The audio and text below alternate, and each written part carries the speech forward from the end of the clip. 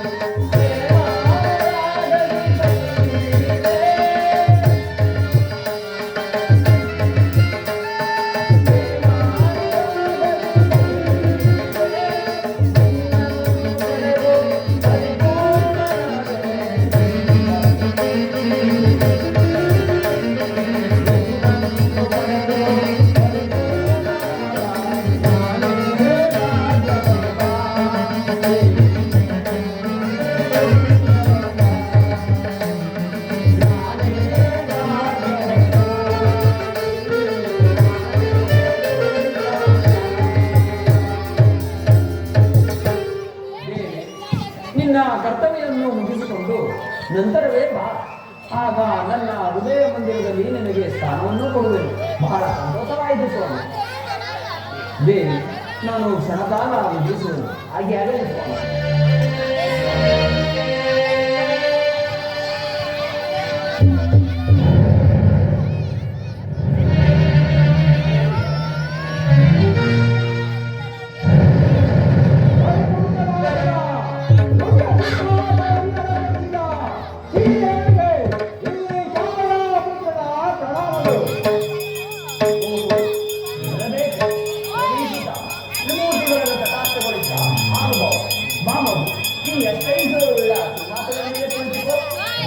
ಈ ಅಕ್ಷರಶಃ ಬೀಡ, ಈ ಛಾಯಾಪುತ್ರನ ನಾಮವನ್ನು ಇಷ್ಟಪಡುವುದಿಲ್ಲ.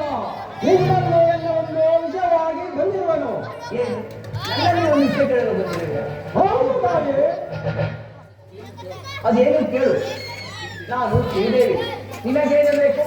ಸಿರಿ ಬೇಕೆ, ಸಂಪತ್ತು ಬೇಕೆ, ಅಥವಾ ವೈಭೋಗ ಬೇಕೆ, ಅಥವಾ ಪದವಿ ಬೇಕೆ ಕೊಡಲು ನಾನು ಸಿದ್ಧರಾಗಿರುವೆನು. ಮಹಾಲಕ್ಷ್ಮಿ, ನೀನು ನನ್ನ ಭಕ್ತಿಗೆ ಬಂದಿರುವುದು ಅದು ನಿವಾರಣೆಯಾದರೆ ಸಾಕು. ಏನು ನನ್ನಿಂದ ನಿನ್ನ ಭಕ್ತಿಗೆ ಭಂಗ ಬಂದಿರುವುದೇ? ಹೌದು ತಾಯಿ. ಇದೇನು ಪರಿಹರಿಸೆ ಮಾಡುತ್ತಿದ್ದೇವೆ ಅಂತ? ಪರ್ಯಾಶ್ರಯ ತಾಯಿ, ನೀನು ಇನ್ನು ಮುಂದುವರಿಯದೆ ಆ ಭೂಲೋಕದ ಮಾನವರಿಗೆ ನಿನ್ನ ಶುಭ ಕಟಾಕ್ಷವನ್ನು ಕೊಟ್ಟಿರುವೆ. ಮನಗರ್ವಿದವರ ಆ ಮಾನವರು ದುರಂತದಿಂದ ಬರುತ್ತಿರುವುದು ಇದು ನಿನಗೆ ತಿಳಿಯಲೇ ತಾಯಿ. ಅದಕ್ಕೀಗ ನಾನೇನು ಮಾಡಬೇಕು? ಮಾನವಿಷ್ಟ ತಾಯಿ, ನೀನು ಆ ಮಾನವರಿಗೆ ಕೊಟ್ಟಿರುವವರನ್ನು ಹಿಂತೆಗೆದುಕೊಳ್ಳಬೇಕು ಅಷ್ಟೇ. ಶ್ರಮಿಸುತ್ತಾ ಕೊಟ್ಟವರನ್ನು ಹಿಂದೆಗೆ ತೆಗೆದುಕೊಳ್ಳುವುದು ಪಾಮರ ಯೋಗ್ಯತೆಗೆ ಸರಿ ಹೋದೇನಹ. ನಮ್ಮಂತ ದೇವತೆಗಳಿಗೆಲ್ಲ ಪಾಪ ಆ ಬಡ ಮಾನವರ ಮೇಲೆ ನಿನಗೇಕೆ ಇಷ್ಟೊಂದು ಕೋಪ? ನೀನು ಏನು ಹೇಳಿದರೂ ಕೊಟ್ಟವರನ್ನು ಹಿಂದೆಗೆ ತೆಗೆದುಕೊಳ್ಳಲು ಸಾಧ್ಯವಿಲ್ಲ. ಯಾರು ಯಾರೆಂದು ನಿನಗೆ ತಿಳಿದಿದೆ ತಾನೆ? ಅರ್ಥ ಮಾಡಿಕೊಳ್ಳದಷ್ಟು ಮತಿಹೀನರೇ ಈ ಮಹಾಲಕ್ಷ್ಮಿ. ನಾನ್ಯಾರು? ಲೋಕಮಾತೆ. ಲೋಕಮಾತೆ, ಲೋಕಮಾತೆ, ಆ ಲೋಕವನ್ನೇ ತಲ್ಲಣಗೊಳಿಸುವುದು ನಿನಗೆ ಗೊತ್ತು ತಾನೆ? ನೀನು ಲೋಕಾಧಿಪತಿಗಳನ್ನು ತಳ್ಳಲಿರುವ ಮಾತ್ರಕ್ಕೆ ನೀನು ಲೋಕಾಧಿಪತಿ ಆಗಲು ಸಾಧ್ಯವೇ? ಅದೆಂದಿಗೂ ಸಾಧ್ಯವಿಲ್ಲ. ಮಹಾಲಕ್ಷ್ಮಿ, ವಿಧಿಮೀರಿದ ನಿನ್ನ ಬಾಯಿಂದ ಬರುವಂತಹ ಮಾತುಗಳು ಈ ಕಾಲಕ್ಕೆ ಒಪ್ಪದಿದ್ದರೆ ನಾನೇ ಕಾಲ ಪೂರ್ಣವಾಗಿ ನಿನಗೆ ಎದುರಾಗಿ ಇರಬೇಕಾಗುತ್ತದೆ. ಎಚ್ಚರ. ಶ್ರೀಮನ್ನಾರಾಯಣದ ಧರ್ಮಪತ್ನಿಗೆ ಸವಾಲಾಗಿ ಬಂದಿರುವೆಯಾ? ಈ ಮಹಾಲಕ್ಷ್ಮಿಗೆ ಎಚ್ಚರ ಕೊಡುತ್ತಿದೆಯಾ? ನನಗೆ ಎಚ್ಚರ ಕೊಡಲು ನೀನೇ ಯಾರು? ನೀನು ಮುಂಗೋಪಿ. ಮಾನವರನ್ನು ಕಾಣಿಸಲಿಟ್ಟರೆ ನಿನಗೇನು ತಿಳಿದಿದೆ? ಸುಮ್ಮನೆ ಇಲ್ಲಿಂದ ಹೊರಟು ಹೋಗು. ಮಹಾಲಕ್ಷ್ಮಿ, ವಿಧಿಮೀರಿ ಮಾತನಾಡುತ್ತಿರುವೆಯ ಮಾತೃ ಸ್ವರೂಪಿ ಎಂದು ಇಲ್ಲಿವರೆಗೆ ಸುಮ್ಮನಿದ್ದೆ. ನೀನು ಮೊದಲೇ ಚಂಚಲೆ, ಇಲ್ಲಿಂದ ಅಲ್ಲಿಗೆ, ಅಲ್ಲಿಂದ ಇಲ್ಲಿಗೆ ಸಂಚರಿಸುವೆ ನಿನ್ನ ಗುಣ. ನಿನ್ನ ಕ್ರಮ ಕಾರ್ಯದಿಂದ ಒಬ್ಬರನ್ನು ಭಿಕ್ಷ ಬೆಳೆಸಿವೆ, ಒಬ್ಬರನ್ನು ಶಿರಸಕದಲ್ಲಿ ಒಳಗಿಸಿವೆ. ಭಾವ ಇಲ್ಲ, ಭಂಗಿ ಇಲ್ಲ. ಇಂದ ಮೇಲೆ ನೀನು ಯಾವ ರೀತಿ ಇರುವೆ ಹೇಳು?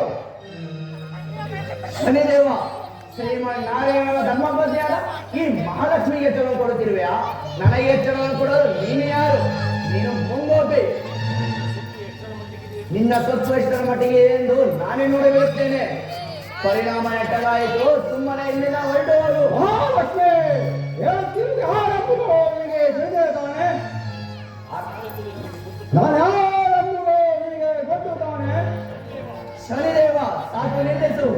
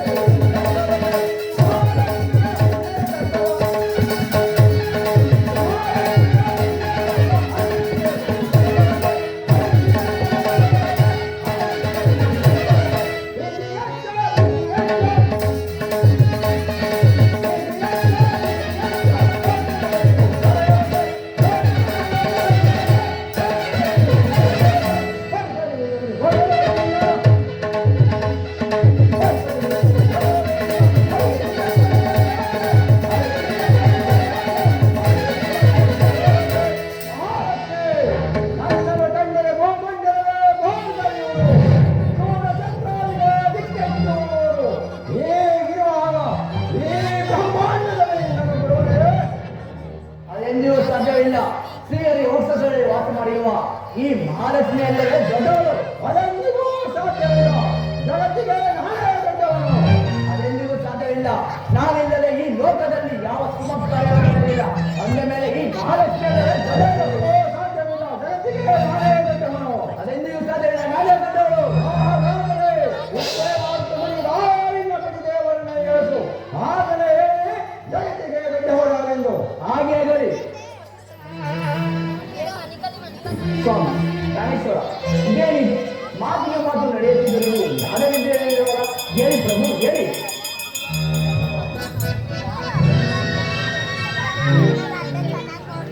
ಏಕೆ ಏನಾಯಿತು? ಓ ಸೂರ್ಯಪುತ್ರ, ಇಷ್ಟೊಂದು ಆವೇಶವೇ? ವಿಚಾರವೇನು ಸೂರ್ಯಪುತ್ರ? ಪ್ರಣಾಮಗಳು. ನಮಸ್ತೆ ಬ್ರಹ್ಮದೇವ. ನಮಸ್ತೆ ವಿಷ್ಣು.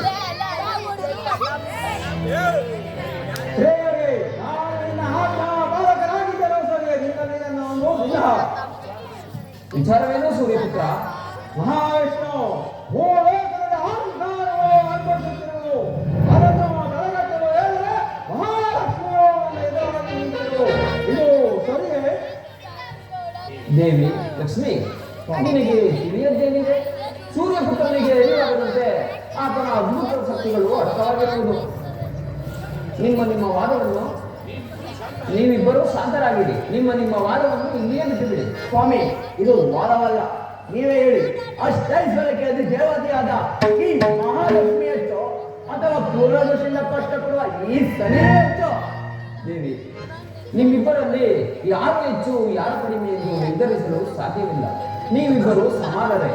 ಮಹಾವಿಷ್ಣು, ಈ ಪುರಾಣದ ಮಾತುಗಳಿಂದ ನಮ್ಮ ನ್ಯಾಯ ತೀರ್ಮಾನವಾಗು. ಮಹಾಲಕ್ಷ್ಮಿ ಹೆಚ್ಚಾದರೂ ನಿನ್ನ ಸರಿಯಲ್ಲವೇ? ಇಂದಿನಿಂದ ನಮ್ಮ ನ್ಯಾಯ ತೀರ್ಮಾನ ಸಾಧ್ಯವಿಲ್ಲ. ನಾವೀಗಲೇ ಬ್ರಹ್ಮಲೋಕಕ್ಕೆ ಹೋದೆವು. ಬ್ರಹ್ಮ ಲೋಕಕ್ಕೇನು ಬ್ರಹ್ಮಾಂಡಕ್ಕೆ ಹೋಗಲೇ.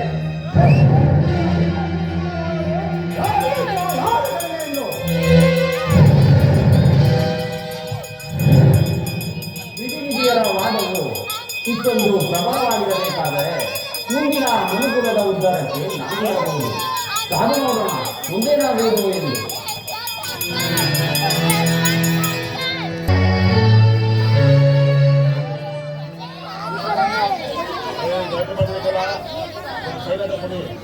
ರಾಜಾದಿರಾಜ ರಾಜ ಮಾರ್ತಾಂಡ ಹರಿಕುಲ ತಿಲಕ ಶ್ರೀ ಶ್ರೀ ಶತಬಿಂದು ಮಹಾರಾಜರಿಗೆ ಜೈ ಪರಾಕ್, ಜೈ ಪರಾಕ್, ಜೈ ಪರಾಕ್. ಮಂತ್ರಿ, ಸೈನ್ಯಾಧ್ಯಕ್ಷರೇ, ಮಹಾಪ್ರಭು,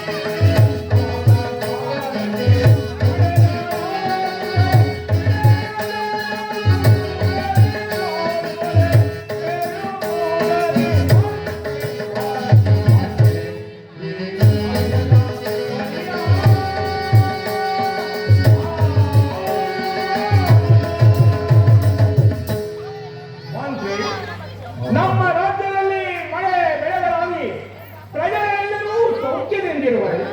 ಅಲ್ಲದೆ ನಮ್ಮ ಪ್ರಜೆಗಳೆಲ್ಲರೂ ಶ್ರೀಹರಿಯ ಧ್ಯಾನದಲ್ಲಿ ನಿರತರಾಗಿರುವರು. ಅದನ್ನು ತಿಳಿದವರಾಗಿ ಕೊನೆ ಮಹಾಪ್ರಭು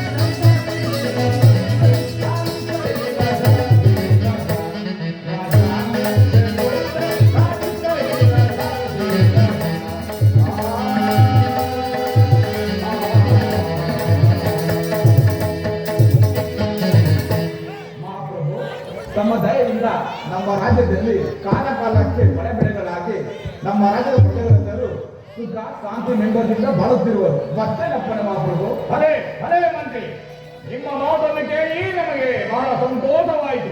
ನಿಮ್ಮ ಪೀಠದಲ್ಲಿ ನೀವು ಪರಿಗ್ರಹಿಸಿ ಆಗಬಹುದು ಪ್ರಭು. ಸೈನ್ಯಾಧ್ಯಕ್ಷರೇ ಮಹಾಪ್ರಭು, ನಮ್ಮ ಸೈನ್ಯದ ಪರಿಯನ್ನು ತಿಳಿಸುವರಾಗಿ.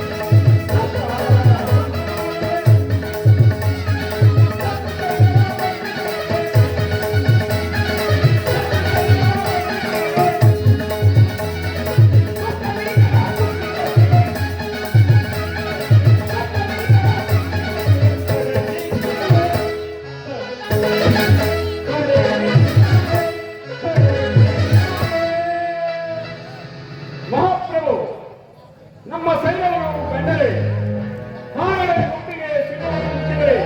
ಯಾವ ರೀತಿ ಜಯಿಸಿರು ಅದೇ ರೀತಿ ನಮ್ಮ ಸೈನ್ಯವು ಜಯಿಸುತ್ತಿದೆ. ಮತ್ತೇನಪ್ಪನ ಮಹಾಪ್ರಭು? ಹಳೆ ಹಳೆ ಸೈನ್ಯಾಧ್ಯಕ್ಷರೇ, ನಿಮ್ಮ ಪೀಠದಲ್ಲಿ ನೀವು ಪರೀಕ್ಷೆ ಮಹಾಪ್ರಭು, ಗಮನಾಕ್ಷದಿಂದ ಮೆರವ ಮಂತ್ರಿ, ದಕ್ಷತೆಯಿಂದ ಮೆರವ ಸೈನ್ಯಾಧ್ಯಕ್ಷರು ನಮ್ಮ ಆಸ್ಥಾನದಲ್ಲಿರುವಾಗ ನಮ್ಮ ರಾಜ್ಯಕ್ಕೆ ಕೊರತೆ ಉಂಟೆ. ಇಂತಹ ಶುಭ ಸಂದರ್ಭದಲ್ಲಿ ನಿಮಗೊಂದು ಸಂತೋಷದ ವಿಚಾರವನ್ನು ತಿಳಿಸಬೇಕೆಂದು ನನ್ನ ಮನವು ಕಾತುರಗೊಳ್ಳುತ್ತದೆ. ಅದೇನೆಂದರೆ, ಪ್ರಾಪ್ತ ವಯಸ್ಸಿಗೆ ಬಂದಿರುವ ನನ್ನ ಮಗಳಾದ ಬಿಂದುಮತಿಗೆ ವಿವಾಹ ಮಾಡಬೇಕೆಂದು ನಿಶ್ಚಯಿಸಿರುವೆನು. ಇದಕ್ಕೆ ನಿಮ್ಮಗಳ ಅಭಿಪ್ರಾಯವೇನು? ಮಹಾಪ್ರಭು, ನಿಮ್ಮ ಮಾತಿನ ನಮಗೂ ಕುತೂಹಲವಿರುವುದು. ನಿಮ್ಮ ಮಾತನ್ನು ಕೇಳಿದ್ರೆ ಬಹಳ ಸಂತೋಷವಾಯಿತು. ಹಾಗಾದರೆ ನಮ್ಮ ಮಗಳನ್ನು ಆಸ್ಥಾನಕ್ಕೆ ಬರಮಾಡಿ. ಯಾರಲ್ಲಿ? ರಾಜಕುಮಾರರ ಆಸ್ಥಾನಕ್ಕೆ ಬರಮಾಡಿ.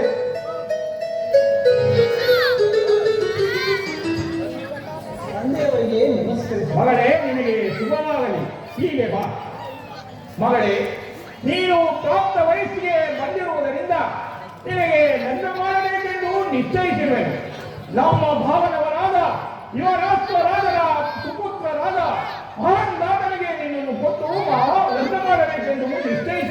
ಇದಕ್ಕೆ ನಿನ್ನ ಅಭಿಪ್ರಾಯವೇನು?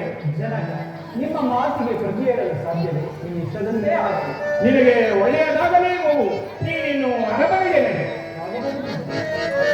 ಮಂತ್ರಿ ಮಂತ್ರಿ, ಮಹಾಪ್ರಭು, ಈ ವಿಚಾರವನ್ನು ನಮ್ಮ ಭಾವನವರಾದ ಯುವರಾಷ್ಟ್ರ ರಾಜರಿಗೆ ಪತ್ರದ ಮುಖೇನ ತಿಳಿಸುವರಾಗಿ. ಅಪ್ಪಣೆ ಮಹಾಪ್ರಭು, ಈಗಲೇ ಪತ್ರವನ್ನು ತಿಳಿಸುತ್ತೇನೆ.